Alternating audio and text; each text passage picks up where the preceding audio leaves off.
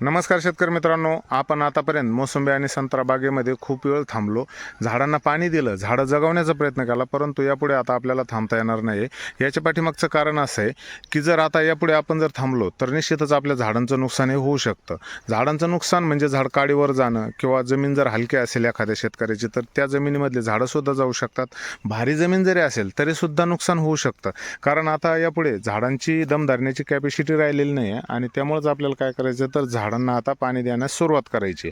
आतापर्यंत 2-3 तास आपण पाणी दिलं, परंतु आपण थांबून किती वेळ थांबणार, कारण आता थांबण्याची सुद्धा लिमिट संपलेली आहे आणि त्यामुळेच आपल्याला जसा बहार फुटेल किंवा झाडाची जशी कॅपॅसिटी असेल तर त्या हिशोबाने आपला बहार फुटून येईल. मित्रांनो, याच्या पाठीमागचे कारण समजून घेऊ की आपण ज्यावेळेस झाडं तानावर ठेवतो आणि झाडं फुटण्यासाठी योग्य वातावरण जे लागतं ते म्हणजे आपल्याला 28 ते 35 डिग्रीच्या आतमध्ये ज्यावेळेस टेम्परेचर असेल दिवसाचं तर तेव्हाच आपली बाग ही व्यवस्थितरित्या फुटून येण्यासाठी मदत होते. मित्रांनो, ज्यावेळेस झाड आपलं ट्रेसमध्ये जात असतं तर याच्यामधला मुख्य मुद्दा आहे की आपल्या झाडामधून फ्लावरिंग का निघत नाही. तापमान जास्त असल्यानंतर आपल्या बागेमधून फ्लावरिंग न निघण्याचे कारण काय होतात तर जे झाडामध्ये जे 3-4 प्रकारचे हार्मोन्स असतात, म्हणजे ऑक्सिन असो, सायटोकायनिन असो किंवा जिब्रेलिन असो, यांचं बॅलन्स असणं गरजेचं असतं. बॅलन्स म्हणजे काय तर ज्यावेळेस आपण झाड हे ट्रेसमध्ये घेतो किंवा झाडांना ताण देतो त्यावेळेस झाडामधलं जिब्रेलिन जे असतं, जिब्रेलिक ॲसिड हे कमी होतं आणि त्याच्यानंतर त्या ठिकाणी फ्लोरिजन हार्मोन्सची या ठिकाणी निर्मिती होत असते. ती कधी होते तर ज्यावेळेस आपण बागेला पाणी देतो तर या पानामध्ये पूर्णपणे जिब्रेलिन्स हार्मोन्स कमी होऊन या ठिकाणी फ्लोरिजन हार्मोन्स आणि ऑक्सिजन हार्मोन्सच्या मदतीनं या ठिकाणी झाडे व्यवस्थितरित्या पूर्णपणे फुटून येत असतं. तर त्याच्यासाठी तापमान हे नियंत्रित लागतं. मित्रांनो, त्याच्यामध्ये दुसरा मुद्दा येतो आणि प्रत्येक बड म्हणजे आपल्या जी डोळा फुगवून आपण ज्याला म्हणतो आणि त्याच्यामधून फ्लावरिंग येण्याची जी क्रिया म्हणतो तर ही 100% फ्लोरिजन हार्मोन्स आणि ऑक्सिजन हार्मोन्सच्या मदतीनं होत असते. म्हणजे इथून डोळा आपला फुगला जातो आणि त्याच्यातून ज्या ठिकाणी आपल्याला फुल निघणं गरजेचं असतं तर ते पूर्ण काम हे फ्लोरिजनचं असतं. परंतु वातावरणामध्ये जर तापमान कमी नसेल किंवा टेम्परेचर हे जास्त असेल तर त्यावेळेस मुद्दा असा येतो की ज्यावेळेस आपण झाडाचं टेम्परेचर वाढलेलं असतं आणि फुलकळी निघण्यासाठी साधारणतः कोणत्याही झाडांना अन्नाची गरज असते, म्हणजे कार्बोहायड्रेट्स जे आपल्या झाडांमध्ये आवश्यक असतं तर ते आपल्या झाडामध्ये तेवढ्या प्रमाणात असलं पाहिजे. परंतु या ठिकाणी ज्यावेळेस झाडाचं तापमान वाढतं किंवा झाडाचं स्वतःचं टेम्परेचर हे कमी करण्यासाठी झाड पूर्ण अन्नद्रव्ये या ठिकाणी झाडाची उष्णता कमी करण्यासाठी खर्च करत असतं. मुद्दा नंबर त्याच्यामध्ये असा आला की ज्यावेळेस झाडं स्वतःचं अन्नद्रव्ये हे स्वतःला मेंटेन करण्यासाठी वापरतात, त्यामुळे झाडामध्ये फुलकळी निघण्यासाठी जे पण अन्नद्रव्ये हवे असतात, कार्बोहायड्रेट्स हवे असतात तर ते झाडामध्ये शिल्लक राहत नाही आहे आणि टेम्परेचर जास्त असल्यामुळं झाड पूर्ण स्वतःचे पर्णरंध्र म्हणजे स्टॉमॅटा जे असतात तर ते बंद करून घेत असतात. म्हणजेच या ठिकाणी झाडाची अन्नद्रव्याची चयापचयाची क्रिया ही सुद्धा थांबत असते आणि त्यामुळं झाडामध्ये अन्न निर्मिती ही व्यवस्थित न झाल्यामुळं या ठिकाणी आपल्याला फुलकळी निघण्याऐवजी झाडं पानं काढताना म्हणजे नवीन नवती काढताना या ठिकाणी दिसू शकतात. मित्रांनो, त्याच्यासाठी आपल्याला झाडाचं क्रिया समजून घेणं गरजेचं आहे किंवा आपण कुणालाही दोष न देता या ठिकाणी मोसंबी आणि संत्र्यावरती वेगवेगळे जे कन्सल्टंट आहेत तर ते काम करतायत. परंतु या ठिकाणी सर्वात महत्त्वाचा मुद्दा येतो की वातावरणाचा जो रोल आहे तो सर्वात महत्त्वाचा आहे आणि जे हार्मोन्स बॅलन्सिंग असतं तर ते झाडामध्ये असणं खूप गरजेचं आहे. तेव्हाच आपल्या बागेमधून फुलकळी ही चांगल्या प्रकारे निघत असते.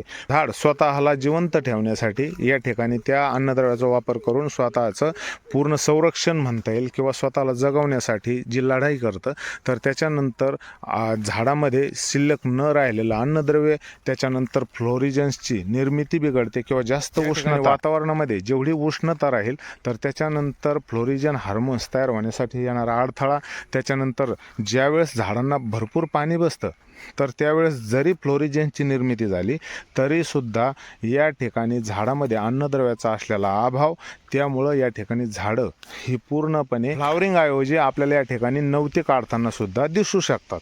याच्या पाठीमागचे मी कारण सांगितले की हार्मोन्सचा इनबॅलन्स जो असतो तर तो कारणीभूत आहे आणि आपण बागेला करताना पूर्ण 100% कामसुद्धा करणं या ठिकाणी गरजेचं आहे. मित्रांनो, बागेला सुरुवातीला आपल्याला काय करायचं आहे तर बागेमध्ये फवारणी काढणं गरजेचं आहे. ज्यावेळेस आपण पाणी देऊ त्यावेळेस आपल्याला आधीच फवारणी करून घ्यायची नाही, कारण आपण जर सुरुवातीच्याच अवस्थेमध्ये जर फवारणी केली, म्हणजे आता सध्या पूर्ण झाडं कोमजलेले आहेत किंवा पूर्ण झाडाच्या पानांच्या पुंगळ्या झालेल्या आहेत, झाड आधीच स्ट्रेसमध्ये आहे, झाडांच्या पूर्ण शाखीय म्हणजे ह्या ज्या झाडावरती ज्या काड्या आपल्याला दिसत आहेत तर त्यासुद्धा संत्रा बागेमध्ये मोठ्या प्रमाणात पडताना दिसत आहेत, कारण या ठिकाणी झाडांना आती बसलेला ट्रेस हे सुद्धा त्याला कारणीभूत आहे. आणि जास्त ट्रेस बसल्यामुळं आपण त्याच्यानंतर जर बागेवरती फवारणी केली तर निश्चितच आहे की आपण 52-34 सारखे किंवा 049-32 सारखे हे जे खतं फवारतो तर झाडामध्ये अजून काडी पडण्याचे चान्सेस हे वाढू शकतात. ज्या वेळेस झाड हे व्यवस्थित असेल किंवा झाडाची क्रिया व्यवस्थित होते तर त्याच्यानंतर आपल्याला जास्त काही या ठिकाणी करण्याची गरज नाही आहे, तर झाड ऑटोमॅटिकच स्वतःला या ठिकाणी कव्हर करत आहे. किंवा आपण जे पण खतं देतोय तर झाड हे घेण्याच्या अवस्थेमध्ये म्हणजे ज्या वेळेस पाणी देतो तर त्याच्यानंतर हे जे पूर्ण पर्ण छिद्र असतात तर हे ओपन झालेले असतात, म्हणजे आपण जे औषध फवारतो तर या पर्णरंध्राद्वारे किंवा पर्ण छिद्राद्वारे झाड औषधांना असन खतांना असन हे आपल्या स्वतःमध्ये घेतात आणि त्याच्यानंतरच त्याचा आपल्याला फायदा होत असतो.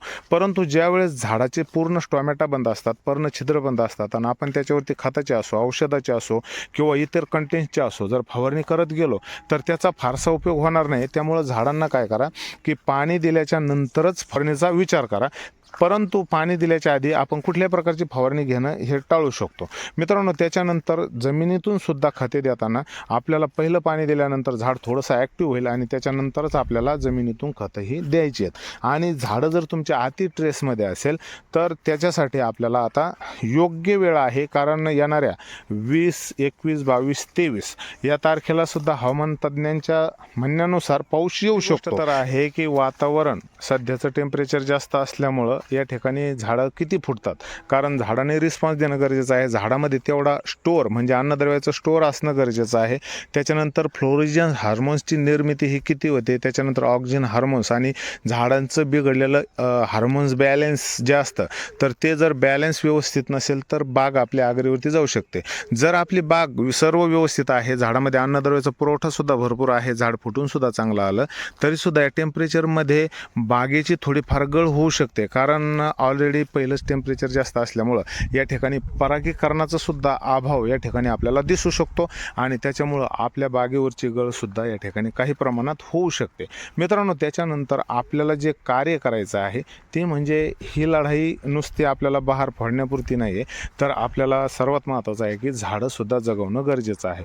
जर झाड जगलं तर आपण त्याच्यानंतर आंब्या बहाराला सुद्धा प्रयत्न करू शकतो, त्याच्यानंतर आपण मुर्ग बहाराला पुढच्या पण प्रयत्न करू शकतो. प्रत्येक वर्षीचं वातावरण हे सारखं नसतं, त्यामुळं आपल्याला कुठंतरी याचा विचार करावा लागेल की आपली बाग ही जगणं महत्त्वाचं आहे. कारण जर बागेमध्ये सगळ्यात महत्त्वाचा मेन मुद्दा अजून एक येतो की या ठिकाणी जर आपली जी मालधारणा करणारी काडी आहे, मी तुम्हाला पाठीमागं पण सांगितलं होतं की ज्या वेळेस बागेला अति ट्रेस बसतो त्याच्यानंतर मालधारणा करणारे जे काड्या असतात तर त्या सुकट बांधतात. सुकट बांधल्यानंतर या ठिकाणी त्याच्यामधलं हळूहळू पाणी कमी होत जातं. सुरुवातीला झाड सुकतं, त्याच्यानंतर हळूहळू पाणी वाजूपेक्षा जास्त ट्रेस बसल्यानंतर या ठिकाणी या काडीतलं पूर्ण पाणी आटल्यानंतर आपल्याला वाटतं झाडांना ट्रेस आला, परंतु ही काडी सुकट बनते आणि पाणी दिल्यानंतर सुद्धा पूर्ण काडी ही वाळून जाते, हिरवी होत नाही, वाळून जाते. आणि याच्यामध्ये जर अन्नद्रव्यच राहिले नाही किंवा पूर्ण काडी ही सुकट झाली तर त्याच्यानंतर अन्नद्रव्य राहिले नाही तर ह्या डोळ्यातून आपल्याला फुल भेटणार कसं? मग त्याच्यामुळेच आपल्या बागेवरती ही पूर्ण काडी आपल्याला दिसू शकते. आणि मालधारणा करणारीच जर काडी आपली वाळून गेली तर आपल्याला जरी बहार फोडायचा असेल तर काडी वाळल्यानंतर बहार हा फुटू शकत नाही. त्यामुळे जेवढी काडी आपली व्यवस्थित रसरशीत राहील तर तेवढा आपल्यासाठी हे चांगलं आहे आणि आपली झाडंही चांगली राहतील. एक वेळ बहार नाही फुटला तरीसुद्धा आपली झाडं जगवणं खूप महत्त्वाचं आहे, कारण जास्त ट्रेसमध्ये झाडं जाऊनसुद्धा बऱ्याचशा शेतकऱ्याचे असे फोन येतात बाहेरून की सर आमची बाग फुटत नाही, बाग एकदम व्यवस्थित होती, बागेला सगळं काही दिलेलं होतं, बागेला ताण पण भरपूर बसलेला होता, परंतु बागेमधून फ्लावरिंग काही दिसत नाही. मित्रांनो, त्याच्यामध्ये मेन मुद्दा आहे की टेम्परेचर हे वाजूपेक्षा जास्त असल्यामुळं झाडाने स्वतःची लढाई ही स्वतःला जगवण्यासाठी केलेली आणि त्याच्यानंतर अन्न निर्मितीचा अभाव पडला. त्याच्यानंतर टेम्परेचर जास्त असल्यानं बॅलन्स म्हणजे हार्मोन्स इनबॅलन्स झालं आणि त्यामुळं झाडाने अन्नद्रव्याची पुन्हा निर्मिती वाढवण्यासाठी, त्या पचनाची क्रिया वाढण्यासाठी या ठिकाणी झाडाने काय केलं की पालवीची संख्या ही आपल्या स्वतःवरती जास्त केली आणि स्वतःला रिकवर करण्यासाठी हे सगळे प्रयत्न झाड करत आहे. म्हणून मित्रांनो, आपल्याला वाजूपेक्षा जास्त फवारण्या घेऊन सुद्धा 100% उपयोग होईलच असं नाही, परंतु त्याच्यासाठी आपल्याला प्रयत्नसुद्धा करणं गरजेचं आहे. म्हणूनच आपण काय करायचं आहे, तर नियोजनाप्रमाणे आपण खालून ड्रीपमधून सुद्धा खते या ठिकाणी झाडांना द्यायचे, कारण झाडामध्ये अन्नद्रव्याचा साठा जरी शिल्लक नसेल तर झटपट कार्य झालं पाहिजे. मायक्रोन्यूटन असेल, त्याच्यानंतर फॉस्फरस वाढवणारी खतं असेल, वरतून फवारण्या कशा करायच्या तर हे तुम्ही तज्ज्ञांच्या म्हणण्यानुसार किंवा तुमचे जे कन्सल्टंट असेल त्यांच्या हिशोबानं तुम्ही हे सर्व कार्य करू शकता. तर मित्रांनो, या ठिकाणी आपण झाडांची काळजी घेऊया. तर झाड जगणं खूप महत्त्वाचं आहे. पहिलं तर झाडाला प्राधान्य द्या, त्याच्यानंतर आपण बहाराला प्राधान्य देऊया आणि थांबूया. तुम्हाला व्हिडिओ आवडल्यास व्हिडिओला लाईक करा, चॅनलला सबस्क्राईब करायला विसरू नका. काही शंका असेल किंवा काही प्रश्न असतील तुमच्या मनात तर कमेंट बॉक्समध्ये नक्की मांडा.